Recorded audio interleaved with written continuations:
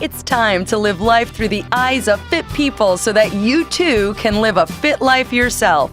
This is Fit Because. I'm one of your hosts, Jennifer Zerling, but you can call me Jay-Z. I'm a fitness and age management expert, author, speaker, as well as an international health advocate. And I'm your other host, George Viter. I'm an entrepreneur, cattle rancher, fitness enthusiast, and a 6-time rodeo champion who has a huge amount of knowledge to share with you in the area of self-improvement. Oh, he does. Get ready to learn how to bridge the gap between knowing what to do and doing what it takes to become physically, emotionally, mentally, spiritually, and financially fit. You ready, Jay-Z? Oh, I'm ready, George. Let's dive in. And we're back, Jay-Z with George Viter, to talk about an amazing subject that I hear all the time on social media, all the time everywhere in conversations with these gurus who are all about motivational speaking. And it is the subject of creating instead of competing in your life and leading a life of abundance. And it all sounds great. But at the end of the day, do people know what the heck that means and how to apply it into their own lives? So the next 30 minutes, we are going to spend ways to provide you with usable tools to implement it into your life right now. And with that, we have George to start us off with this conversation because I know you're all about this, creating abundance versus looking at a life of scarcity. So why don't we have you start and we'll just go from there. Awesome. Thanks, Jay-Z. Yeah, this is definitely something I'm very passionate about. It was an epiphany for me the first time I read about this concept of looking at life goals as things you could create instead of getting in the mindset of competing for things. First of all, in order for us to be ultimately happy, we have to be progressive individuals. And there's a narrative that we must believe in order for what we're going to talk about today to actually get root in our life and do us the good that it can. Mm-hmm. And we have to believe that the world is in constant evolutionary state of improvement, that things are getting better. We have to have that general view, and that we as humans are built to evolve and get better through our lives, not to get to some place that we stay at. And stop there for a second. Getting better right away, having that mindset of better, despite what's going on in the world around us, because there's a lot of negative things going on. So let's just touch upon that. Please. So yes. It's all in how we choose. First of all, why do we get these media messages? We get barraged constantly that things are bad and getting worse, and that, the wheels are coming off the bus, yada, yada. We hear those messages constantly. Every day. There's a reason for that, okay? There is actually incentive for that because we as human beings have this ability to have a powerful emotional response to fear. So if someone's trying to sell us something, whether it's news or whether it's a product, and they can utilize that disproportionately impactful emotion of fear in their marketing or in the news that they're relaying and the way that they're relaying it, we will be more susceptible to it because fear is just such a compelling thing for us. We will do things to move away from fear much more readily than we will do things to move more towards things we want. We're built that way. We are. Yes, we're wired that way. Neurologically. And so we have to educate ourselves and choose to think the way that we want to think that will be empowering. That's right. So, for example, in my lifetime, I remember I was a kid in the 70s, but if you can think back to what you know about the 1970s, it was a messy decade. From 1970 to 1980, we went through a brutal recession, 73, 74. We had an energy crisis. We had a president resign under threat of impeachment. We were getting out of the most unpopular war to date in Vietnam, arguably, I guess. And there was just a lot of we had a pollution problem all over the United States that was finally getting addressed, but people were stressed about. We were running out of everything. There was scarcity mentality. I remember listening as a kid to the National Geological Association say that we had enough petroleum reserve for 40 years. Well, obviously that's come and went since then. So that wasn't the case. Now, what do we hear from our natural resources experts that report on these things and that gauge these metrics? We hear we have now, 40 years later, about a 40-year life of oil reserve. I'm not like promoting for the oil industry by any stretch, but that just shows you that. And if you are, go buy some stocks now. The feeling that there's this scarcity, that we're running out of stuff, is not the case.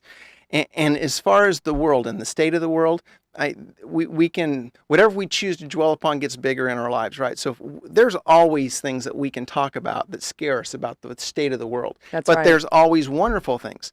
Okay, I deal in the world of business, and when I think about free enterprise and the blessing of free enterprise and free markets that allow us to build companies and innovate and really grow ourselves and organizations and provide for the world without too much government involvement. Sure. When I think about that blessing, I think about what's happened in the last 20 years.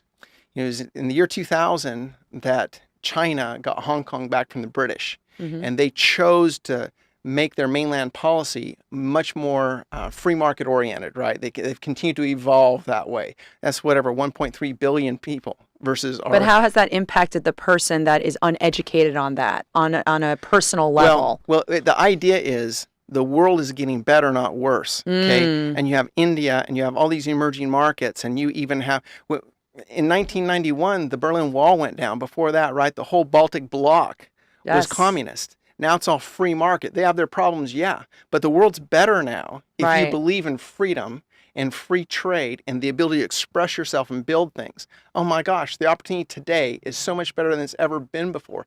We should wake up feeling blessed. And that alone is abundance. It is abundance. Yes. It is abundance. And there's evolution. You know, people live longer now than they used to, right? We live healthier lives than we used to. Abundance there. All the technology has allowed us to move and do things with more productivity and speed so that we can just have a richer, fuller, bigger life. You know, 150 years ago, we spent all our time just preparing our food and washing our clothes, right? That's right. Took all day. Took all day. Yeah. Today, everything comes to us super, super fast. So we get to choose what we're building, and we don't have to focus as much on just the necessities of life that keep us alive. Right. We get to think on a higher plane, because there's so much more possibility today than there's ever been if we choose to embrace it and look at it that way. So we've got to have an abundance mentality. Yes. So now for the people that do not have an abundance mentality, I mean, all the things you just mentioned, right away, I'm like, oh my gosh, there is abundance. And now how does someone access that on a personal level? Like, what can they do right now to bring it into their day? Well, you have to start training your brain to think that way. So I'll just tell you, I would start with reading The Science of Getting Rich and the Science of Being Great by Wallace Wattles. Okay. It's in print today. You can get it on Amazon or wherever you want. So that's the first step. Buy that book. That was 1910 that book was produced, right? Years ago. And so he talks about this principle. That's where I first really got a handle on it, and the way for me to think more progressively in that way is listening to his philosophy of abundance versus scarcity and creation versus competition. Over 100 years ago. Right. So it's not like the information has been in the dark. Yes. Once we decide we want to educate ourselves, the stuff will come to us. It's available. But that's the starting place. Okay. I read that 2 or 3 times every year. It's a quick read. That's awesome. So once they read that, they're like, okay, that sounds great, but how do you actually apply those tools? What are some tools that you've applied directly from that book? Okay, so first of all, the biggest chapter in his book is on being grateful, the power of gratitude, because if we believe and can buy into the concept that there's a force or God or whatever there's something bigger than us that is progressing this world and that has a desire for the inhabitants of this world to make the most of themselves. So that's God to those of us that believe in God. That's whatever infinite intelligence for those of us that just believe in a greater conscious, world. Yes. Whatever you believe that's bigger than us, to tap into that, we need to be grateful. It connects us to this creative power, right? Right. So that just means like going to church or temple or just making reading, gratitude lists. I mean, making just a gratitude every day list. There you go. Right. When you're writing in your journal or you're organizing your day, if you write down 5 things you're grateful for, and sometimes they're silly things you might think are silly. Right. Like you might be grateful for Starbucks because that's a part of your routine that makes you happy every morning. What are you grateful for right now?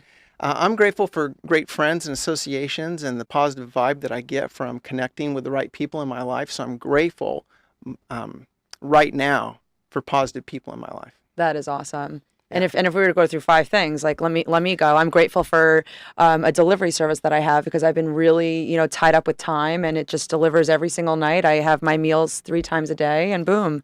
What else are you grateful for? I was thinking we try to live a healthy lifestyle, right? I'm thinking how easy it is to find things that are healthy to eat now. You know, you can Yes. go to 7-Eleven and get fruit, or you can get egg whites. You can find things that years ago weren't available. You had to completely prep from home. But Right. now it's like all over the place, and it facilitates a healthier lifestyle. I could write a small book on how to eat on the road in 7-Elevens and mini marts, you know, when you're Oh, yeah. traveling. You know, Man, 'cause you keep plugging 7-Eleven. So 7-Eleven, you owe us I money love for this podcast. 7-Eleven, I love you. Yeah. That's what I say. But, you know, to that point, I had a patient one time come into Cenogenics, and he said, I refuse to eat anywhere but fast food. So I had to be very creative, and the guy had about 30% body fat, and his goal was to get shredded. So it is possible. He went to TGI Fridays. He went to all these different places that don't necessarily have like grass-fed beef and free-range chicken and all that stuff. But he got shredded. He was 10%. Yeah, It's possible. If you learn how to just choose the best That's possible correct. choice in those scenarios. That's correct. There's abundance. So the first thing is to get grateful. Okay. To believe the world has abundance and is progressing, and that you're progressing as a human, so you don't just define yourself by your past. You see something that you're growing into all the time, which we should be evolving as humans. We have the right to evolve, right? Yes. We're not animals driven only by instinct, right? We get to choose where it is that we go home to, right? Or even think of it as like an actor. They choose the role, right? They get the role. They have to become the role. So become the role that you want to be right now. Start studying that script. Right. What does that look like? Right. Yeah. You want to assume the virtue if you have it not. You want to go ahead and just put yourself, act like the person you want to be, and pretty soon you're that person, right? So you start doing that. Okay, so the second thing, after you've made your gratitude list for the day and you got yourself in this high vibration. This is the third thing. You read the book first. You got the gratitude. What else? Yeah. Okay. So I guess I could. You got a lot of great information. Reading the book was just a freebie. Gotcha. Okay. The next thing is to be clear about our intention. So if we believe in this ability to create, everything is created two times. It's created spiritually, and then it's created physically, right? Nothing just is created without thought. Right. Has to be designed and architected, and then it has to be built. So spiritually, then physically. So if we have not been clear to ourselves about what it is that we want our future to look like, then we can't really employ a creative process, right? Right. So you need a blueprint, period. And it's going to evolve. Don't think too far ahead. Just think, what do you want in your life right now that would make you happy and make you feel fulfilled, or more fulfilled than you are right now? Move into that.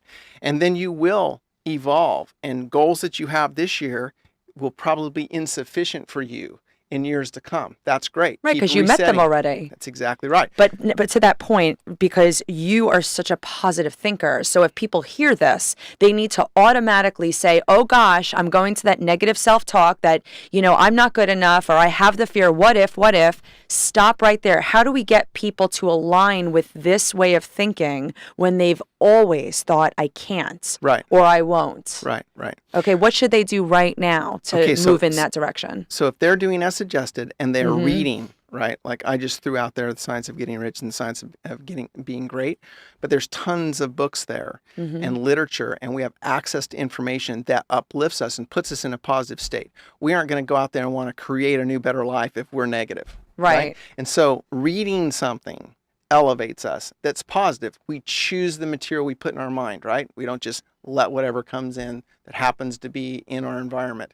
We choose what we put in. So if we make that a discipline, it's like for me, I have a 30-minute commitment to read something positive every day. That's amazing. And then I have affirmation. So once I've done my reading and I'm very clear about my specific goals in business and in sports and for the ranch that I have and all the things that I'm making progress in simultaneously. Yes. I'm very clear about what my next steps are and what I want it to look like. And then I reinforce that. I create an affirmation to put myself already there. And then I read that every day. Give an example of something that you've come across recently in your goal with whatever, business or personal, where it was very specific, and then the affirmation that you created around that. Like, what did the affirmation sound like? Okay. I'll just give you an example of one of my affirmations, right? That you don't mind sharing with the world. Yeah, I'll share with you guys, whatever. It's getting personal. I have an affirmation about my business, that I believe that I'm the successful entrepreneur in the world, that for my next goal to create $10 million in revenue. And then I talk about, I don't want to be specific because I don't want to give away the specifics of my industry, right? And you don't have to. Yeah, right. But I talk about that, the way my business needs to look specifically, the way my clients feel about me and the way I feel about them, how I'm honest and I teach and I track to myself the people, forces, and circumstances that harmonize with the nature of my intentions, and that I constantly improve my mind, body, and spirit to be the person who's rightly laying claim to such awesome blessings. Because I want to make myself feel worthy all the time of where I'm going and what I've been blessed with. So my affirmation's long, but it's industry specific. But that gives you a flavor for it, right? But you put the work into yourself so that people can see the person and the intentions that you have. Yeah. So, fit because obviously fit has to do with physical, emotional, mental, spiritual, financial, all of those things. And I think that people need to understand that there is work involved in this journey. It doesn't just come because I want this, but I can't get it. There's work. And you do the work every single day, George. Yes. That's huge. So controlled thinking is the hardest work we do. Oftentimes we mistake what we consider to be really hard work with physical things. We think about, whatever, digging ditches or doing some arduous physical task as being hard work. But I'm here to tell you that's not hard. That's mindless work, right? Right. That's why it's the lowest paid. Minimum wage jobs are the hardest labor that there is if we're talking physical labor. Right, right. That's not real hard work. Well, I don't want to minimize that too much, but it's not the hardest work. The hardest work is mental work, thinking hard, keeping a sustained thought until it moves into reality, right? Being able to continue to go back to that original dream, that thought, that concept of yourself that you're fighting for when you experience temporary losses.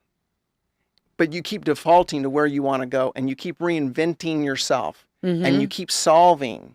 That's the hard work, is staying focused and being clear. If you walk down any neighborhood in America and just asked people as you knocked on their doors, what exactly do you want to have happen to you in the next 5 years? You get all these blank stares.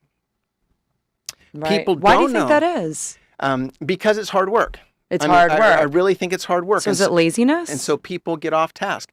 Well, it's not necessarily laziness, but don't you think people typically can get complacent and just making a living and just, maybe it's not the dreams they once had, but it's okay. It's getting them by. It's getting them by. But they're not happy getting by, some of these people. So well, they will be happier when they stretch themselves and start evolving, because that's what humans are meant to do. Right. Or at least if you buy that narrative, that's my sincere belief. Happy 100%. People are moving in a positive direction. So again, it doesn't matter where your station is in life. You can be a poor person, financially poor, and be in really the middle of the struggle.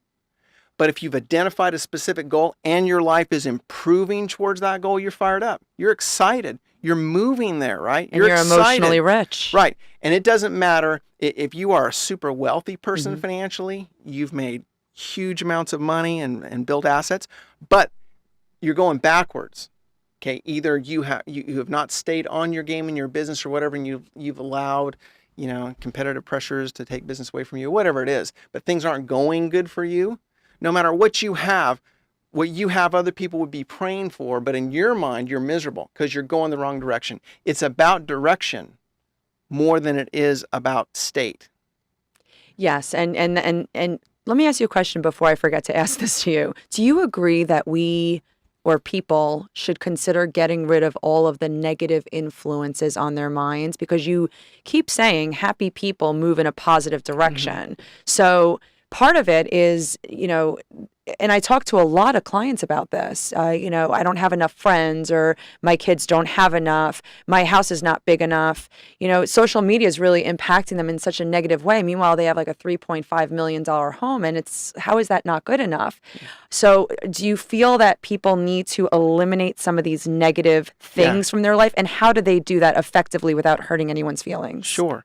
Well, first of all, when we feel those negative pressures to keep up with the Joneses, so to speak, or we're comparing ourselves, that comparing is a deadly thing, because there's always somebody that is going to be ahead of where we are, because we're not the only human being that's evolving, right? So we're never going to be king of the universe without any contest. We're going to be in a state of evolution, other people as well, which should encourage us if we look at life from a creative, not a competitive viewpoint. That's right. If we see ourselves competing with others, now, plus, if we believe in God or infinite intelligence or some greater consciousness, whatever we believe in, if we are solely focused on competition, that means you have to lose for me to win. Right. Now, how can infinite intelligence or God support that? Making somebody lose so you can win. Right? Yeah, that'll never happen. Right. So it's got to be a net positive. It can't be you have to lose for me to win, right? Or I have to take something of yours to get something for me. Right. All of that is a negative vibe. All of that creates inner conflict. Mm-hmm. And at some point, I mean, you can be driven through competition for a while, but at some point that stops being satisfying. Of course. And sometimes people are like, well, I'm going to lose anyway, so I might as well quit. Like when I teach, I say, how many seconds are you going to get that 100-meter row? And they're like, I just want to finish. Okay. Right. So there's no goal in mind because they've already defeated themselves. So, let's talk about like examples specifically, like how people have one mindset, but how they could turn it around from a competitive mindset to a creative mindset. Sure. Can you give examples? Sure. Well, like in my business, as I've built business, if I am comparing myself to other businesses that are bigger, then that creates turmoil within me and dissatisfaction and doesn't exactly get me excited about life. Right? So you lose the excitement as a result. It does. Yes. But if I focus on creating something that will benefit all, in fact, I just had this discussion with my office manager the other day about the opportunity I've had in this free enterprise system of building a business. And I have 12 full-time employees, and the bulk of them are high income earners. And we serve hundreds and hundreds and hundreds of clients through my practice. And so I feel so blessed that we have created something. We didn't have to take from anybody. Right. We've added to all. And I think that's the positive energy in my business, is that we all have a sense of that we're building something that adds to people, that gives them more of life, whatever life they want. We're not trying to take from somebody to give to ourselves. We're building. And then there's no negative connotation of that. There's no negative vibration in viewing life that way. And one more thing, Jen. Yeah. On Jay-Z, I'm sorry. You know what? You call me Jen all the time. That is my name, so that's fine. I'll forgive you. Okay, stage name Jay-Z. My name is Jay-Z, thanks. Yeah. But also, another distinction is accomplishment, because I've struggled with this. I grew up feeling like I had to accomplish things for people to love me. And so, it's part of a family origin thing for me. That's huge. Yeah, it's huge. And so I've struggled with just being happy no matter what I've accomplished. I've had to learn, grow, seek counsel, therapy, read.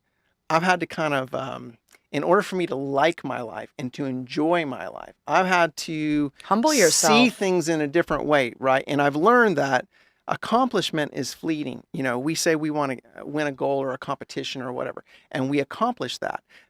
As soon as we're done, what's next? The excitement goes, it's gone. But when you think about contribution is a lasting, satisfying element to your life. If you're making contributions, if you're focusing on how you can serve the world and contribute to people's lives and inspire them and to leave them better off, then that's not an end goal that loses its magic. That's something that's just exciting, that can compound. It doesn't go and end. It continues to evolve. The ways that you see yourself able to contribute to people's lives. So maybe that's the first step for people. Maybe some people who are first starting that journey of evolving and contributing within their expertise or their passions, maybe they're getting involved in charitable events. Maybe that's their first step while they're building their empire. Because if you're volunteering your time or contributing a couple dollars a month to a charity, that alone feels great. Like that you're a part of something huge, right? Absolutely. Plus that helps you to live an abundance life, because if you're giving away, if you're charitable, you're generous, and you're looking for causes to help support, then you're telling the universe or God or whoever you believe in, you have enough. That you have enough and more is coming, so you can give some of yours away. And that's in my book, Breaking the Chains of Obesity, because people who are trying to lose weight, they're just focusing on the scale. But we got to find those intrinsic motivators to drive us every day to wake up, get out of bed, and do something great. Right. So I love your articulation of this. I think it's very powerful. So, what are some takeaways? Like, what are some things that people can do right now other than read the book, find their gratitude list? Yep. And then be clear about what your intention is for your goal. And then as you're considering your goals, as you're thinking that through, and this might take several days if you haven't got it down yet, exactly what you want life to look like in the future for you, which the picture of what success is to you. Think about it in terms of how you can contribute, because again, that fills you with something bigger than yourself to keep you motivated, right? Right.